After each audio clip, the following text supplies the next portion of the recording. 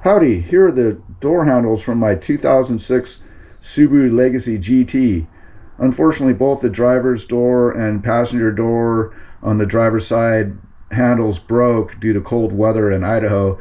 And so what I've done is I've taken some paper clips and made some like clips that go around the plastic parts and then encased it in epoxy. So as you can see, these are now extremely solid. I'm not sure why, but the two front door handles were missing these parts here that the rear handles had, so I ended up replacing it with threaded rod and some nuts to strengthen the handle in general.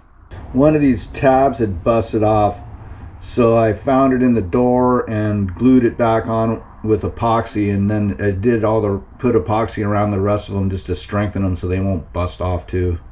Final step for assembly is I've coated each of the door handles moving parts with SuperLube.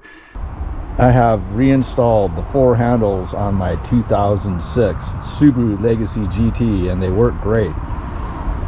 This door handle has been broken since 2014, March of 2014, and now it works great. And this one also works great too. I adjusted the striker so it works way smoother. This one works perfect now too, and this one too. So I'm totally stoked. All my door handles are now working correctly. I also lubed up all the latches with SuperLube minus 24 to 240 degree Fahrenheit lube grease.